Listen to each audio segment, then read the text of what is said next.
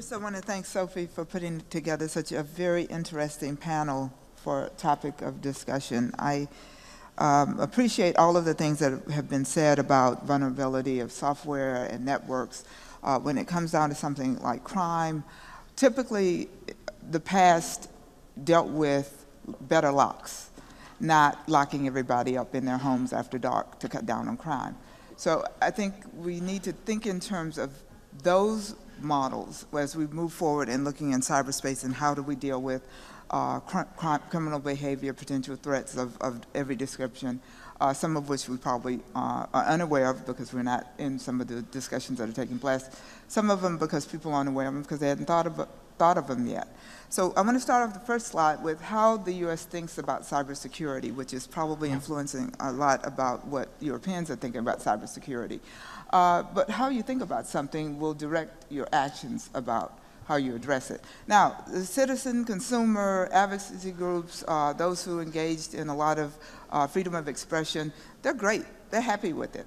And occasionally might, as far as consumers, engage in shopping, and this year was the first year, I think last year was the first year that more sales were made online than actually made in physical space for the holiday season. So the fact that people are finding ways to enjoy online activity is very important. That means more and more people are online. But when you think about how law enforcement thinks of cyberspace, they see it as a big crime scene happening. It's hard to manage, and the resources aren't there.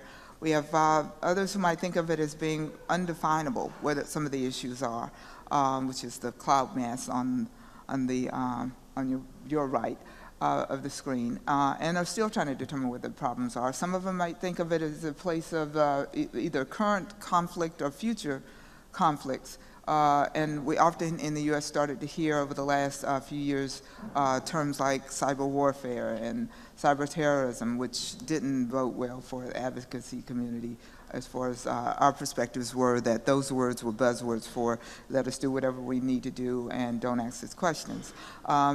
The policy struggle over the last at least 18 months, visible policy struggle inside Washington is over whether a civilian agency would be in control over cybersecurity or whether a national defense agency would be in charge of cybersecurity.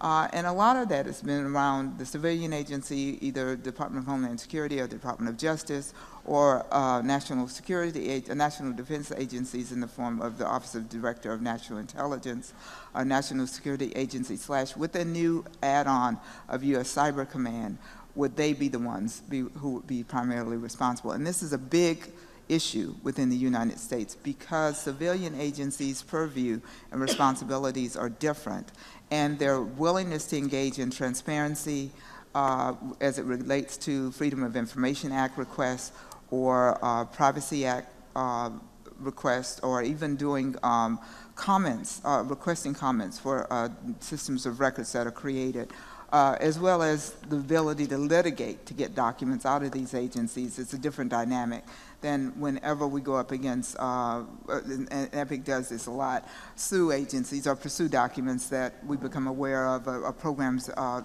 pursue documents on programs we become aware of. How this is all worked out in the long run has not always been the easiest route, but we are persistent in pursuing those records. But we note that every time they're not going to automatically turn over the data of, if it's a defense agency, they're going to resist turning over any records at all. So the administration versus Congress, what happened in 2012? Well, we have a secret presidential policy directive 20.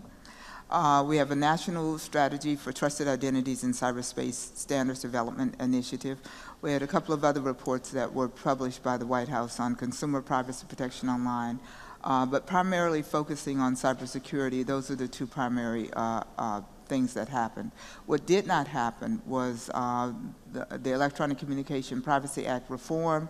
We didn't get cybersecurity legislation, and consumer online data protection were also absent from what should have happened and could have happened but didn't. EPIC's views on cybersecurity and privacy. We look at, I'm going to talk about transparency from the perspective of some of the cases that we've pursued. EPIC versus NSA on cybersecurity authority. we basically were looking at the NSA presidential direct is guided under Presidential Directive 54. These directives are secret; they're not made public. We are pursuing that directive so we can get an idea of exactly what the agency is engaged in. What we understand is that they were directed to be able to get broad access to data in federal government, throughout the federal government. Now, the federal government agencies, who have civilian and non-civilian agencies, each fall under the requirements of the Federal Privacy Act, which basically intended to control what government agencies could share, create due process, create obligations for protecting data and using data only for the purpose of a collection. But if that data all of a sudden is going to be sucked up into a database or some data analysis process, then all of the privacy protections under the Privacy Act would literally just go away.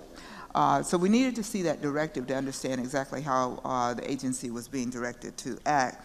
Of course, the resistance on delivering that directive is pretty steep, so we're continuing to litigate the agency in acquiring those records. The other one was the EPIC versus the Office of Director of National Intelligence.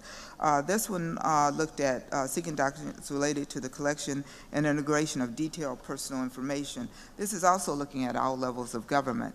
We've seen the development of something called fusion centers domestically, which seeks to get local and state law enforcement agencies to act as the source of data collection, analysis, and delivering information through the use of memorandums of agreement or understanding with federal government agencies. They also target pulling in private sector entities into these fusion centers. So we still see a trend toward removing any barriers to data that may exist in order to merge that data or use that data in ways to surveil, analyze, understand threats, or potentially identify people, or a number of things could be going on. And we've seen some things as it comes to watch lists, et cetera, that make us want to know a lot more about programs like that. Of course, EPIC versus DHS was looking at defense contractor monitoring of social networks. We found some very interesting things around social networks, the types of keywords and phrases that were being looked at, even looking at times when people may have made negative comments about the agency, which shouldn't have had any relevance whatsoever in what they were doing. But we continue to pursue documents in that regard. And then the last one we looked at is EPIC versus CIA, and I think this has the most relevance with the new presidential policy directive that came out. Now, the CIA was working with the New York Police Department in basically providing them with some input and training on how to do surveillance in New York City as law enforcement officers, which their IG, or Inspector General, looked into what they had been doing after it was reported in the press and determined that the CIA person who was working with New York Police Department had not violated any of the rules of the agency, which is kind of problematic. When you look at what we looked at, several drafts. There were a couple of drafts of the presidential directive that came out. The one that, the thing that I want to note that we know about fusion centers and these relationships that are developing, 75% of law enforcement agencies within the United States have 24 fewer officers. And the amount of resources that are coming from federal government agencies into local and state governments to support things like fusion centers, or maybe some of the things that are being proposed in the final draft of the presidential policy directive, which we have not seen, begs for more transparency, not just at the federal level, but at the local and state level as well. Now, one thing they did do is define, within this directive that we've seen, they do use some statutes like 42 U.S.C. section 5195 CE, which talks about defining what critical infrastructure was. And it says, any physical or virtual resource so vital to the U.S. that the incapacity or destruction of such system and asset would have a debilitating impact on security, national security or economic security, and therefore public health, and that would be the basis for them to act, which means that that list can grow. It can be smaller, it can be larger. It's not enumerated here. There are lists on the website for the Department of Homeland Security where we can see what they determine to be critical infrastructure. This directive goes into great detail about pointing out existing law and also how to use existing law to rationalize some of the programs that they will be pursuing. Our effort is to protect the privacy of individuals by making sure that the laws that are in place are enforced. It's the Freedom of Information Act, the Federal Privacy Act. Those laws have got to apply regardless in order to make sure that the protections are in place to assure that citizen rights are respected. Thank you.